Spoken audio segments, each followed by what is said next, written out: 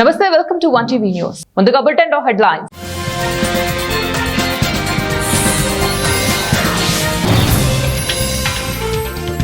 తీవ్ర పరిణామాలు ఎదుర్కోవాల్సి వస్తోంది, జాగ్రత్త. ప్రపంచ దేశాలకు ట్రంప్ హెచ్చరిక.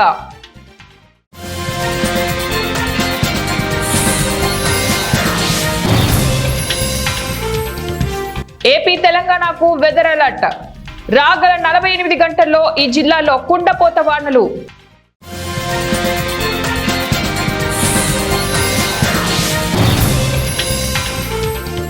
ఉచిత బస్సులకు త్వరలోనే లైవ్ ట్రాకింగ్, సీఎం చంద్రబాబు.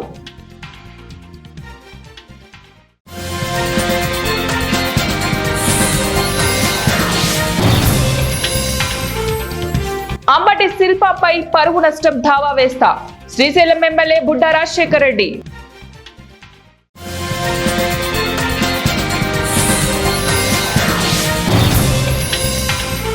నలుగురు మంత్రుల్ని అరెస్టు చేస్తే రాష్ట్ర ప్రభుత్వం కూలిపోతుంది. ఏఐఎంఐఎం నేత అసదుద్దీన్ ఓవైసీ. అమెరికా టెక్ సంస్థల నుంచి డిజిటల్ పన్నుల వసూలు చేసే దేశాలకు అధ్యక్షుడు డొనాల్డ్ ట్రంప్ తాజాగా గట్టి వార్నింగ్ ఇచ్చారు. ఆయా దేశాలకు అమెరికా నుంచి కంప్యూటర్ చిప్స్ ఎగుమతులపై ఆంక్షలు విధిస్తానని హెచ్చరించారు. ఆల్బెట్, మోటా, అమెజాన్ వంటి అమెరికా కంపెనీలపై డిజిటల్ పన్నులు, ఇతర ఆంక్షలు పెట్టే దేశాలు తీవ్ర పరిణామాలు ఎదుర్కోవాల్సి ఉంటుందని హెచ్చరించారు. ఈ మేరకు తన సొంత సోషల్ మీడియా ట్రూత్ సోషల్ లో ఒక పోస్ట్ చేశారు. అమెరికా టెక్ కంపెనీలపై దాడులు చేసే దేశాలకు ఎదురొడ్డి నిలబడతామని అన్నారు. డిజిటల్ ట్యాక్స్లు, డిజిటల్ సర్వీస్ చట్టాలు, డిజిటల్ మార్కెట్ నియంత్రణలు అన్ని అమెరికా కంపెనీలపై వివక్ష చూపించేందుకు రెడీ చేశారు. చైనా కంపెనీలకు మాత్రం ఈ దేశాలు ఎలాంటి అడ్డంకులు కల్పించట్లేదు. ఈ తీరుకు ముగింపు పడాలి. ఇలాంటి దేశాలను అప్రమత్తం చేస్తున్న అమెరికా కంపెనీలు మీకు కాళ్ళు తుడుచుకునే డోర్ మ్యాట్స్ వంటివి కాదు. అమెరికా కంపెనీలకు సముచిత గౌరవం ఇవ్వండి, లేకపోతే పరిణామాలు తీవ్రంగా ఉంటాయి అంటూ ట్రంప్ ప్రపంచ దేశాలపై మండిపడ్డారు. డిజిటల్ పన్నుల విషయంలో అమెరికా కెనడాపై అగ్గి మీద గుగ్గిలమవుతున్న విషయం తెలిసిందే. కెనడాతో వాణిజ్యపరంగా తెగదెంపులు చేసుకుంటామని జూన్ లో గట్టి హెచ్చరికలు జారీ చేసింది. మహిళల సహకారంతో స్త్రీశక్తి పథకం గ్రాండ్ సక్సెస్ అయిందని ముఖ్యమంత్రి చంద్రబాబు నాయుడు అన్నారు. సోమవారం రాష్ట్ర సచివాలయంలో ఆర్టీసీపై సీఎం చంద్రబాబు సమీక్షించారు. స్త్రీశక్తి పథకం అమలు ఎలా జరుగుతోంది, ఆర్టీసీ అధికారులను అడిగి తెలుసుకుంటున్నారు. ఆక్యుపెన్సీ రేషియో ఎంత మేర పెరిగిందని ఆరా తీశారు. స్త్రీశక్తి బస్సుల్లో సీట్ల కోసం పోటీ పడే క్రమంలో ఏమైనా ఇబ్బందులు ఎదురుతున్నాయా అని ముఖ్యమంత్రి అడిగారు. స్త్రీశక్తి పథకం అమలు చేసినప్పటి నుంచి ఆర్టీసీ బస్సులో ఆక్యుపెన్సీ రేషియో పెరిగిందని అధికారులు చెప్పారు. గతంలో ఆక్యుపెన్సీ రేషియో 68 నుంచి 70% ఉండేదని, ఇప్పుడు 60 డిపోల పరిధిలో తిరిగే బస్సుల్లో 100% ఆక్యుపెన్సీ రేషియో వస్తోందని, అలాగే 13 జిల్లాల్లో 100% ఆక్యుపెన్సీ రేషియోతో బస్సులు తిరుగుతున్నాయని అధికారులు వివరించారు. ఆర్టీసీ బస్సుల్లో ఉచిత ప్రయాణం సందర్భంగా సీట్ల కోసం ఇబ్బందులు, గందరగోళం వంటి సంఘటనలు తలెత్తడం లేదని అధికారులు ముఖ్యమంత్రి దృష్టికి తెచ్చారు. అంతేకాకుండా ఉచిత బస్సు వెలుసుబాటును మహిళలు సద్వినియోగం చేసుకుంటున్నారని, అవసరమైన మేరకే ప్రయాణాలు చేస్తున్నారని ఆర్టీసీ ఎండీ ద్వారకా తిరుమలరావు ముఖ్యమంత్రికి వివరించారు. ఈ సందర్భంగా సీఎం మాట్లాడుతూ, ఏపీ మహిళల్లో చైతన్యం ఎక్కువగా ఉంటుంది. ప్రభుత్వం ఎలాంటి పథకాలను తెచ్చినా వాటిని సద్వినియోగం చేస్తారు. ప్రభుత్వం అందించే పథకాలను అందిపుచ్చుకొని అభివృద్ధి చెందుతారు. అందుకే తాను ఉమ్మడి రాష్ట్రానికి సీఎంగా ఉన్నప్పటి నుంచి మహిళలకు ప్రత్యేక పథకాలు ఇవ్వడానికి ఆసక్తి చూపిస్తా. డ్వాక్రా సంఘాల మహిళలకు ఆర్థిక స్వావలంబన కల్పిస్తే ఇప్పుడు స్త్రీశక్తి ద్వారా వారికి ఆర్థిక స్వాతంత్రం కల్పించాం. ఒకప్పుడు బాలికా విద్యను ప్రోత్సహించేందుకు సైకిళ్లు ఇచ్చాం. ఇప్పుడు విద్యార్థినులు, మహిళలందరికీ ఉచిత బస్సు ప్రయాణం కానుకగా ఇచ్చాం. దీనివల్ల బస్ పాస్ల కోసం క్యూ లైన్లలో నిల్చునే శ్రమ తప్పింది. బంగాళాఖాతంలో ఉపరితల ఆవర్తనం కొనసాగుతోంది.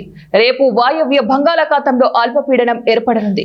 ఈ ప్రభావంతో తెలుగు రాష్ట్రాల్లో పలు జిల్లాల్లో విస్తారంగా వర్షాలు కురుస్తాయి. ఏపీలో ఉత్తర కోస్తా జిల్లాకు భారీ వర్ష సూచన చేసింది వాతావరణ శాఖ. 3 రోజుల పాటు భారీ వర్షాలుంటాయని తెలిపింది. కొన్ని ప్రాంతాలలో భారీ నుంచి అతి భారీ వర్షాలు పడతాయని హెచ్చరించింది. ముఖ్యంగా శ్రీకాకుళం, విజయనగరం, విశాఖ, అనకాపల్లి జిల్లాలకు కుండపోత తప్పదని తెలిపింది. మరోవైపు ఆవర్తన ప్రభావంతో దక్షిణ కోస్తా, రాయలసీమలో తేలికపాటి వర్షాలుంటాయని తెలిపింది. ఇక తెలంగాణకు 2 రోజుల పాటు భారీ వర్ష సూచన చేసింది వాతావరణ శాఖ. ఇవాళ రేపు పలుచోట్ల భారీ వర్షాలు కురిసే అవకాశం కూడా ఉందని అంచనా వేస్తోంది. హైదరాబాద్, ఉమ్మడి ఆదిలాబాద్, ఉమ్మడి వరంగల్ జిల్లాలకు కుండపోత తప్పదని హెచ్చరించింది. వాయవ్య బంగాళాఖాతంలో ఒడిశా, పశ్చిమ బెంగాల్ తీరాలపై కొనసాగుతున్న ఉపరితల ఆవర్తనం బలపడుతుందని వాతావరణ శాఖ తెలిపింది. దీని ప్రభావంతో బుధవారం అల్పపీడనం ఏర్పడే అవకాశం ఉందని వెల్లడించింది. ఉపరితల ఆవర్తనంతో ఉత్తరాంధ్రలోని పలు జిల్లాల్లో ఇప్పటికే పలుచోట్ల భారీ వర్షాలు పడుతూ ఉండగా మరో 3 రోజులు అవి కొనసాగుతాయని పేర్కొంది. మాజీ మంత్రి అంబటి రాంబాబు, మాజీ ఎమ్మెల్యే శిల్ప చక్రపాణి రెడ్డిలపై పరువు నష్టం దావా వేస్తానని శ్రీశైలం ఎమ్మెల్యే బుట్ట రాజశేఖర్ రెడ్డి అన్నారు. సోమవారం ఆత్మకూరు మార్కెట్ యార్డ్ ప్రాంగణంలో ఆయన విలేకరులతో మాట్లాడారు. తాను శ్రీశైలానికి తాగి వచ్చానని వైసీపీ నేతలు అంబటి రాంబాబు, శిల్ప చక్రపాణి రెడ్డిలు ఆరోపించడం సరైనది కాదన్నారు. వారేమైనా నాకు పెగ్గు కలిపారా, సోడా పోసారా అంటూ తనదైన శైలిలో విరుచుకుపడ్డారు.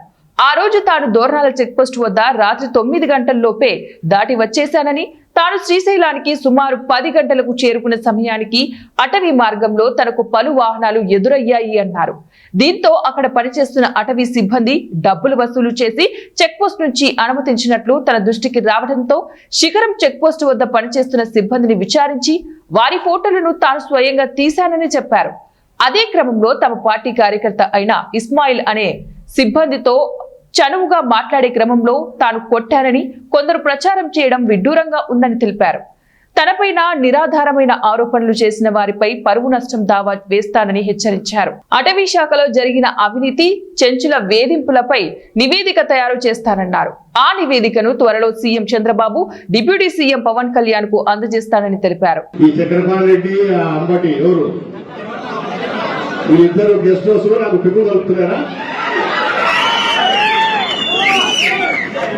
అంటే అప్పుడే కదా నేను గెస్ట్ హౌస్ లో ఇప్పుడు నేను గెస్ట్ హౌస్ లో మందు దాగి వచ్చినా అంటే వాళ్ళు నా పక్కన ఉంటేనే కదా, లేకపోతే చెప్పేస్తుంది నేను గెస్ట్ హౌస్ లో వచ్చినట్టు. వీళ్ళిద్దరు ఒకవేళ పెగ్గు కలపాలి, ఒకవేళ సోడా నీళ్లు కలపాలి, అంతేనా? లేకపోతే నేను మంది ఎటు తెలుస్తుంది వాళ్ళకు?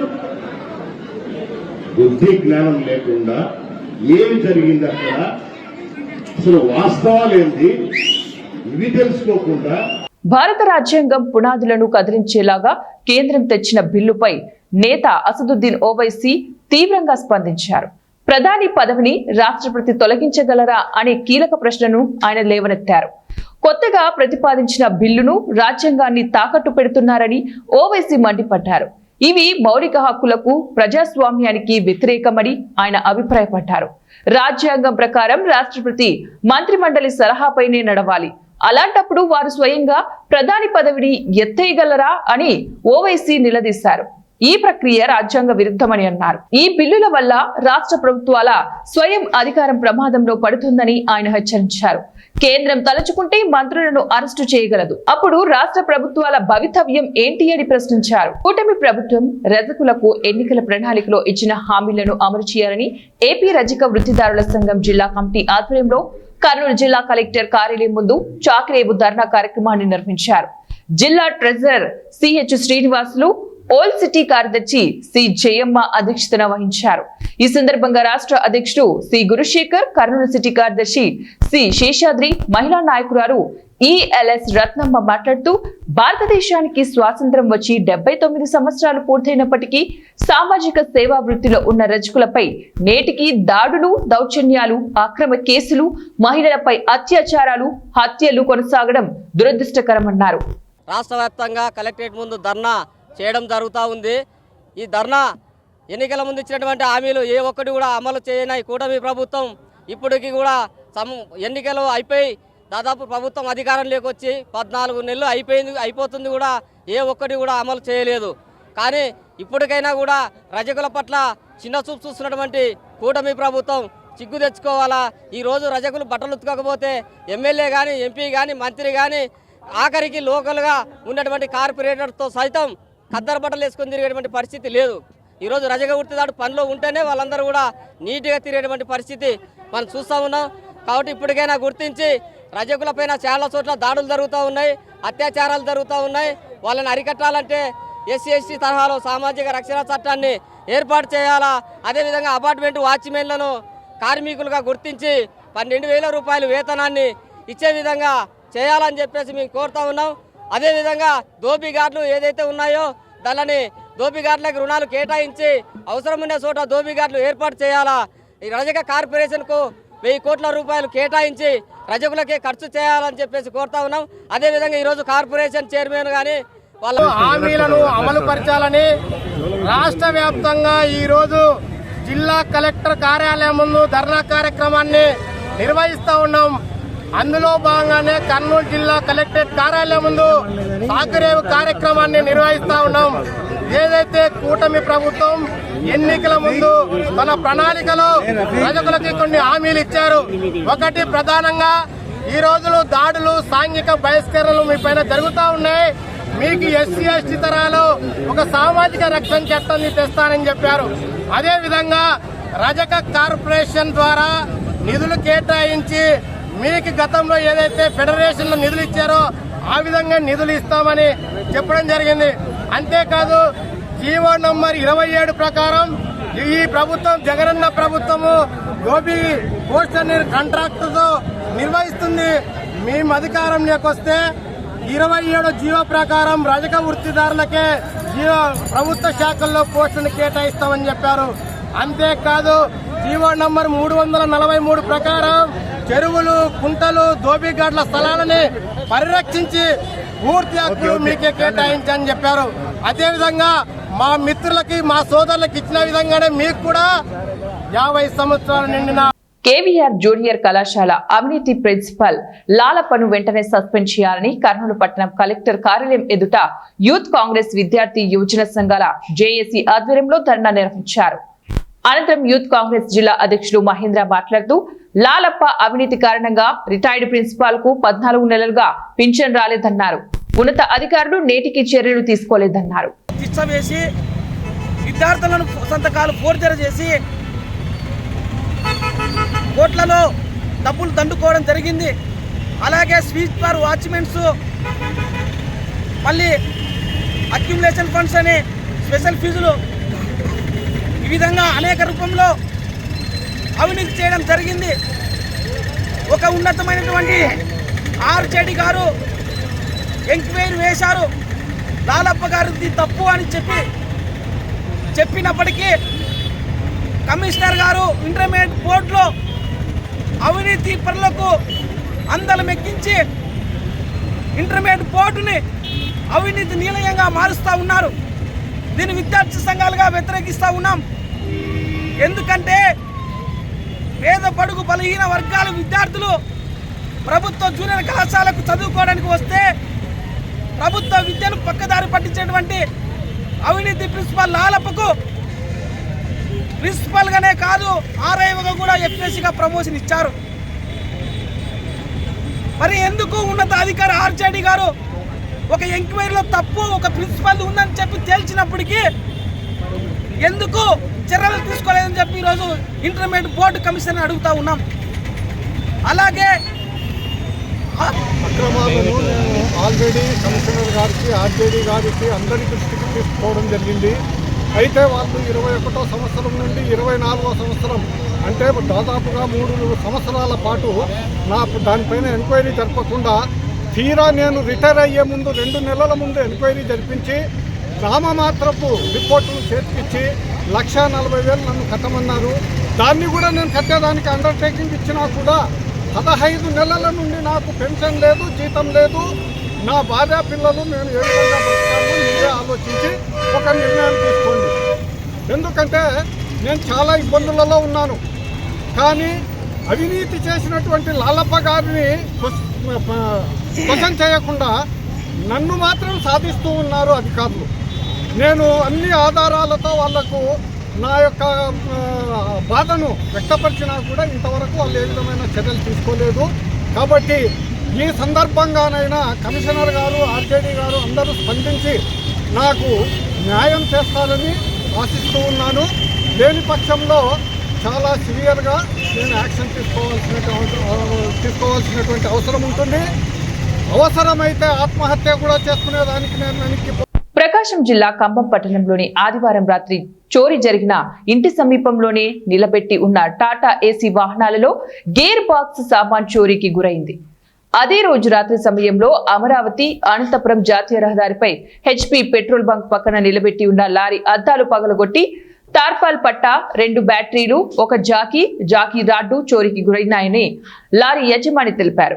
ఇటీవల వరుస దొంగతనాలు జరుగుతున్న క్రమంలో ప్రజలు ఇళ్లను విడిచి వెళ్లాలన్నా కూడా ఖమ్మం పట్టణ ప్రజలు భయభ్రాంతులకు గురవుతున్నారు. ఇప్పటికైనా సంబంధిత అధికారులు వీటిపై చర్యలు తీసుకుని ఇకపై ఇలాంటి చోరీలు జరగకుండా పోలీసు వారు గస్తీ ఏర్పాటు చేయాలని పట్టణ ప్రజలు కోరుకుంటున్నారు.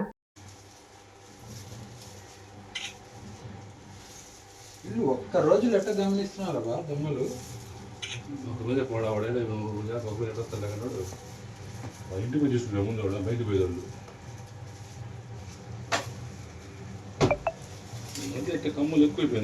అనకాపల్లి జిల్లా నర్సీపట్నం నియోజకవర్గం మండల కేంద్రమైన నాతవరంలో విశాఖపట్నం మార్కెటింగ్ రీజనల్ డైరెక్టర్ ఆధ్వర్యంలో జీడిపక్కల వ్యాపారులపై దాడులు చేశారు.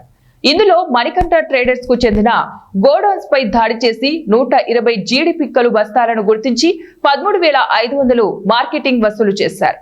ఈ సందర్భంగా రీజనల్ డైరెక్టర్ సుధాకర్ మాట్లాడుతూ పాయకరావుపేట, నర్సీపట్నం, ఎలమంచిలి మార్కెట్లలో సెక్రటరీ ఆధ్వర్యంలో లైసెన్స్ లేకుండా జీడిపక్కల వ్యాపారం చేసే వారిపై దాడులు నిర్వహించేస్తామన్నారు.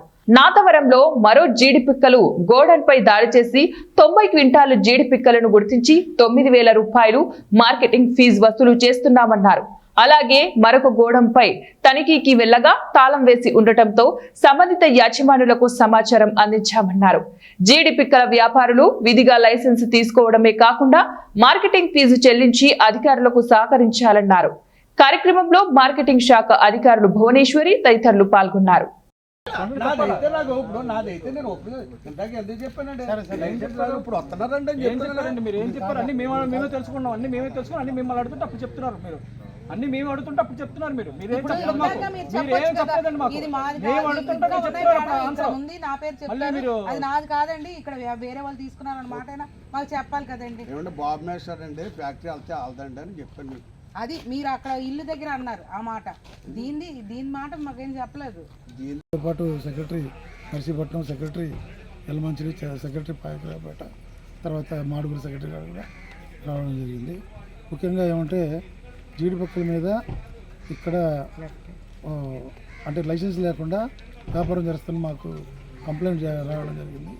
దాని మీద ఇక్కడ మనం అన్ని చోట్ల మనం చూడడం జరిగింది.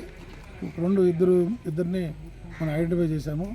ఇద్దరు కూడా వాళ్ళ దగ్గర లైసెన్స్ ఫీజు, తర్వాత ఒక దగ్గర 13,500 రూపాయలు మార్కెట్ ఫీజు వసూలు చేయడం జరిగింది 180 బస్తాలకి, అది 80 కిలోలు. అదేవిధంగా ఇంకొక చోట కూడా మనం సాయిబాబా ట్రేడర్స్, వాళ్ళు కూడా క్యాష్ ట్రేడర్స్, అది కూడా 9,000 రూపాయలు వసూలు చేసి లైసెన్స్ ఫీజు కూడా 5,100 రూపాయలు వసూలు చేయడం జరిగింది. ముఖ్యంగా నేను అందరికి వినియోగించుకోవడం ఏమంటే వ్యాపారం చేసేటువంటి అందరూ కూడా మీరు మార్కెట్ చేసేది జిఎస్టీ కానీ కట్టి ప్రభుత్వం సహకరించవలసిందిగా అందరినీ కోరుకుంటున్నాం. ఎందుకంటే ఇప్పుడు కమర్షియల్ ట్యాక్స్ నుంచి కూడా జిఎస్టీ వివరాలు సేకరించి ఎవరైతే లైసెన్స్ లేదో వాళ్ళందరికీ కూడా లైసెన్సు జారీ చేయడం జరుగుతుంది. అదేవిధంగా వాళ్ళు ఎప్పటి నుంచి టర్న్ ఓవర్ చేశారో అదంతా కూడా మార్కెట్వి వసూలు చేయడం జరుగుతుంది. కాబట్టి దయచేసి ఎవరైనా సరే వ్యాపారం చేసేవాళ్ళు, ముఖ్యంగా పత్రికా విలేకరులు కూడా ప్రజలు కూడా రిక్వెస్ట్ చేసేది ఉంటే ఇలాంటివి ఏదైనా మీరు మీ నోటీస్కి వస్తే మాకు తెలియజేస్తే మేము వచ్చి వాటిని లైసెన్స్ వసూలు చేసి మార్కెట్ చేసి కూడా మీరు ఎప్పుడు అందుబాటులో ఉంటారు. అదేవిధంగా నా సుధాకర్ జాయింట్ డైరెక్టర్ 7331156005. అదేవిధంగా కార్యదర్శి గారు కూడా 91823614. అంబర్పేట్ నియోజకవర్గంలో ఎస్ఆర్జీ ఫంక్షన్ హాల్లో కళ్యాణ లక్ష్మి మరియు షాదీ ముబారక్ చెక్కులను అంబర్పేట్ ఎంఆర్ఓ ఎండి అన్వర్ హుస్సేన్ ఆధ్వర్యంలో మాజీ రాజ్యసభ సభ్యులు పి హనుమంతరావు మరియు టీపీసీసీ సెక్రటరీ శంభుల శ్రీకాంత్ గౌడ్ తో పాటు ఖైరతాబాద్ జిల్లా మహిళా కాంగ్రెస్ అధ్యక్షురాలు శంభుల ఉషశ్రీ శ్రీకాంత్ గౌడ్ పంపిణీ చేశారు.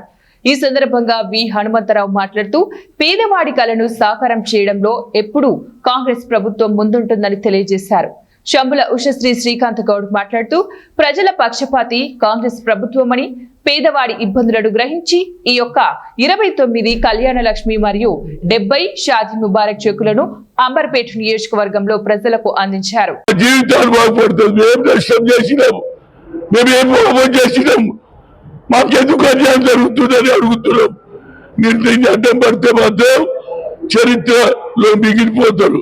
మేము తప్పనిసరిగా రాహుల్ గాంధీ సందేశాన్ని 42% రేవంత్ రెడ్డి ఇంప్లిమెంట్ చేయడానికి కేబినెట్ ఒప్పుకున్నది.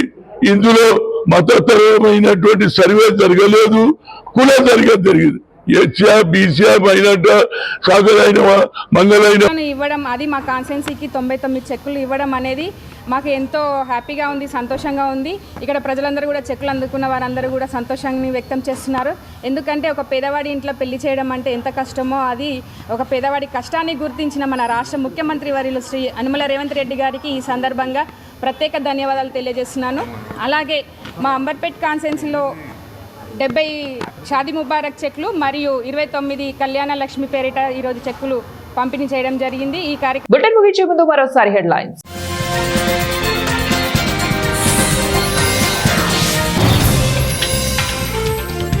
తీవ్ర పరిణామాలు ఎదుర్కోవాల్సి వస్తోంది, జాగ్రత్త. ప్రపంచ దేశాలకు ట్రంప్ హెచ్చరిక.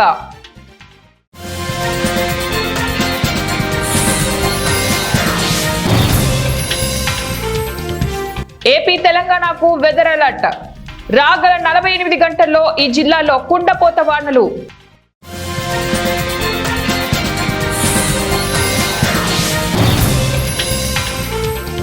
ఉచిత బస్సులకు త్వరలోనే లైవ్ ట్రాకింగ్, సీఎం చంద్రబాబు.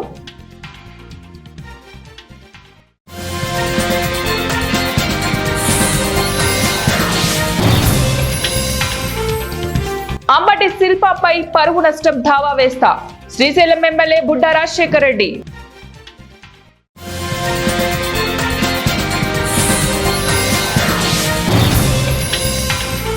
నలుగురు మంత్రుల్ని అరెస్టు చేస్తే రాష్ట్ర ప్రభుత్వం కూలిపోతుంది. ఏఐఎంఐఎం నేత అసదుద్దీన్ ఓవైసీ. ఇవి ఇప్పుడు బులెటిన్ డీటెయిల్స్. నెక్స్ట్ బులెటిన్ లో మళ్ళీ కలుద్దాం. Until then keep watching ONE TV news.